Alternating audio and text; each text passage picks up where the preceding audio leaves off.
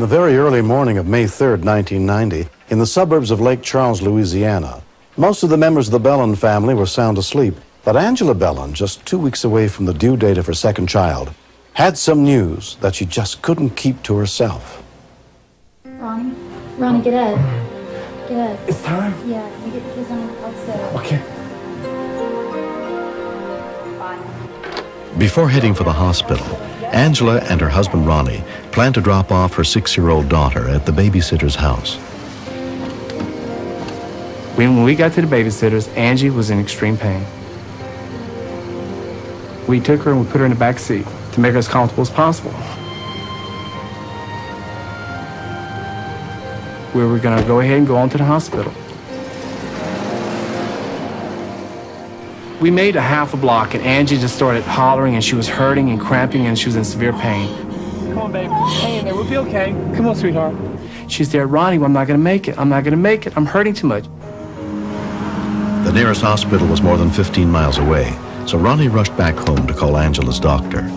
His 12-year-old son, Brandon, stayed by her side. It's going to be okay. I was telling Angie it's going to be okay. And Daddy's going to call the doctor and everything's going to be okay.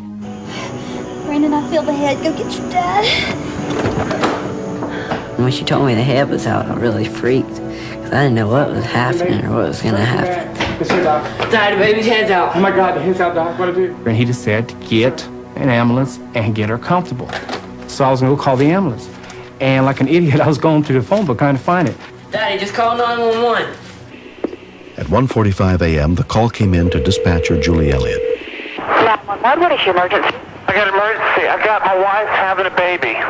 You have your wife having a... My wife's having a baby. The baby's halfway out. I live off Pine Cone Drive. I need an ambulance immediately. The baby's halfway out? Yes, ma'am. I need help. When the call first came in, I really felt like, oh my gosh, I'm really going to have to help this man deliver his baby.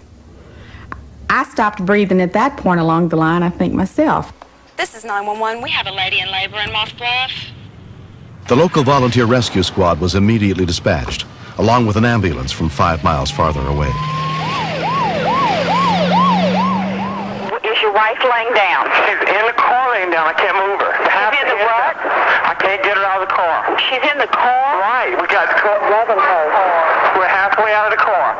The baby's halfway out. She's in the car right now. We have flip charts that we use in the 911 center to step us through the calls that we receive. But Julie had never used the childbirth cards before. Okay, sir, what I want you to do is lay her down on the seat in the car. Okay, we did that. Okay, get some towels and put right underneath her rear end where the baby's coming out. Towels, right. Okay, we did it right now. Okay. Okay, the head is out right now. The head is out? Yes. Okay. The baby's head was getting ready to come out. You can see a portion of it. Same token, I'm saying, I want to go find a closet and hide in it. I can't handle this. I'm squeamish, weak stomach. I passed out that blood. I can't do this. Are you on a portable phone? Yes. Okay. Yeah, a bunch of towels. Okay. Can you get an ambulance here? Quick.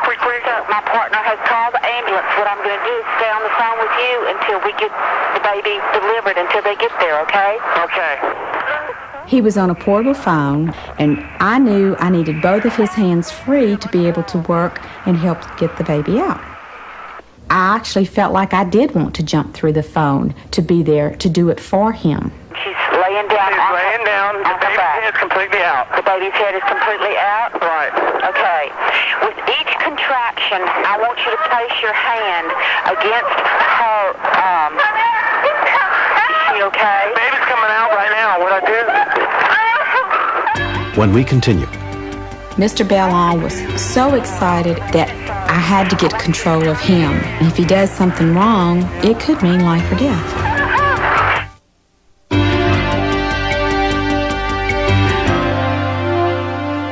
We all have our private nightmares, and Ronnie Bellin was living his. Squeamish at any sight of blood, he was stuck in the backseat of the family car, on the phone with dispatcher Julie Elliott, desperately trying to help his wife Angela give birth. What I do? The baby's coming out right now. You just put the baby in one of those towels, sir. Okay, hang on. Being the mother of 2 children, it was an ordeal to go through. And here is this poor lady screaming, and I felt so sorry for her because I knew there was nothing I could give her to help the pain go away. She was going to have to go through natural childbirth whether she was prepared for it or not. As the baby head delivers, turn the head to the side. Do what now? As the baby's head delivers, I want you to turn it gently to the side. Can you hear me? The baby's head's all out. Wait a minute, sir. I want you to turn it. Can't hear you. Can't hear you, ma'am. Conversation between me and her was really kind of crazy because the phone kept on slipping off my shoulder and it kept on falling down because it was so slimy. So she had to ask the question several times and I had to repeat it. Head's out. Okay, I want you to turn the baby's head to the side, and I want you to clean the baby's mouth and nose. Turn the baby's head to the side? Yes, sir. I don't know which side. To the side, sir, like it's laying down on the side of its face. Okay. Okay? She's saying, you got to turn the baby's head. The baby could suffocate. And it was like, oh my God, no. I can't do this. I can't do this.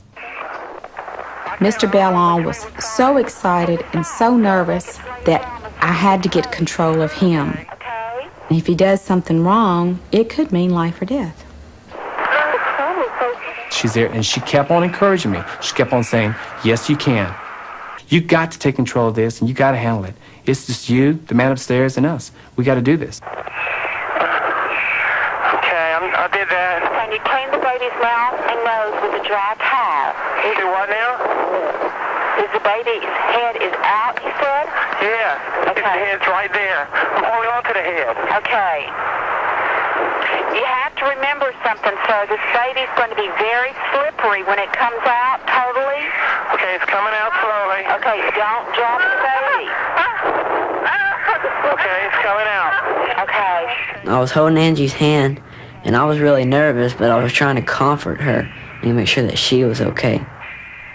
I really loved her a lot, and I didn't want nothing to happen to her. Okay, here it comes out. Okay, then I want you to wrap it up. Okay, what do I do now? I want you to wrap the baby in a towel. Okay, I'm doing it. I'm wrapping it in a towel. Okay. Is the baby breathing? Okay, I got it. Give me another towel, Brandon. Is the baby breathing? Huh? Is the baby? I can't tell. What you mean you can't tell? I can't tell, ma'am. At that point, I nearly died, thinking the baby's not breathing. I don't know how much further the ambulance or the paramedics have to get there to her. I knew that we could tell him what to do, but I wasn't sure whether he could actually do it. Is the baby out completely? The baby is out. Okay. Clean the baby's mouth out.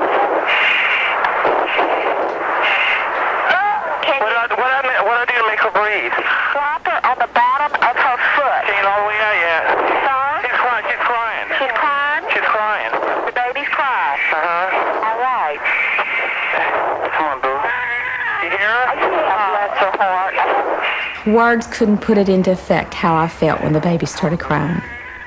I just thought, oh, we brought a life into the world. We really did it.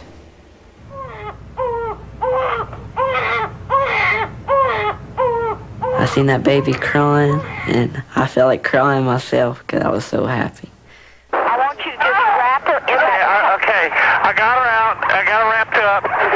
Just put her on her mama's stomach where the mother can hold the baby right Okay, there. put her on the mother's stomach, okay? Yes, sir.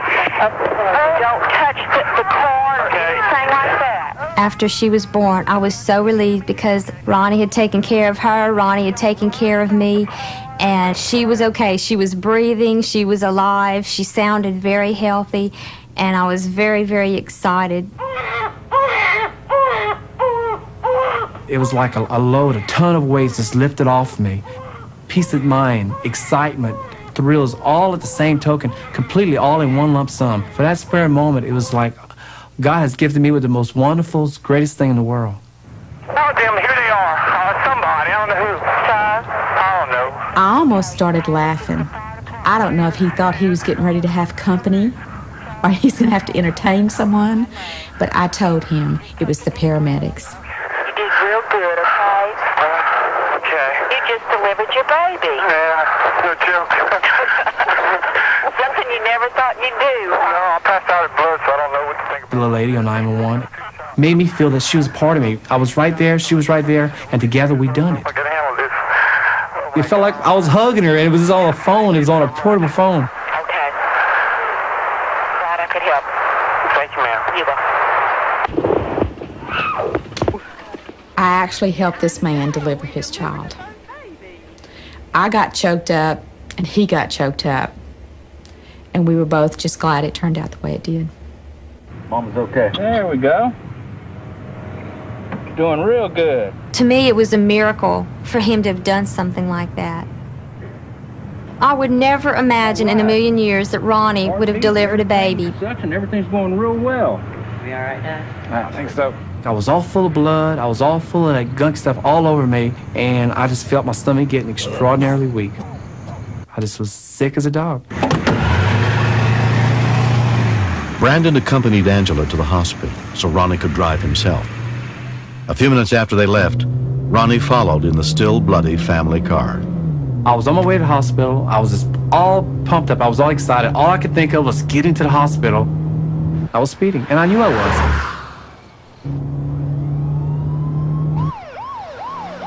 When those lights came on, I was like trying to think of just 100 different things of how I could get out of this. I just wanted to go meet my child and my wife. What's your name? Ronnie Bellon. Let me see some identification. Driver's license. Oh, I don't have it, sir. I was all grossed out and disgusting and everything. I was just something like you would see on a horror movie. Right here. I felt like the officer thought that I was some kind of a criminal that just killed somebody, murdered somebody. 10-4 West Line. When the officer verified my story, he really couldn't believe this either. Congratulations, Mr. Bellon. Have a good day. Thank you very much, sir. It's been a year since Brittany Ray Bellon was born, and someday when her parents tell her the wild story of her delivery, they'll have the proof to back it up. When the birth certificate came in from the hospital, it had attending physician Ronnie Ray Bellon. Ronnie, I think, was jumping up and down because he said he felt like he had actually got recognized for what he did. I am very proud of my husband. I think he did an incredible job. He came to my rescue, he came to Brittany's rescue, and he delivered her. And I think people are going to always look up to her and say, she's got a special dad. Watch the truck. For the rest of my life, I don't think I could ever experience the feeling of with my son, my wife, and with myself, accomplish what we did with the love that we had for each other. You're proud of it, and you've succeeded in something really beautiful. When I see Brittany, I think there really is a special bond because I was there when she was born.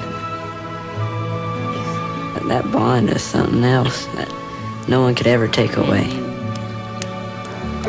Yay! I would die for her, I think. I love her that much. There you go. I love my daughter with all my heart and soul. I brought her in this world. I love her with all my heart.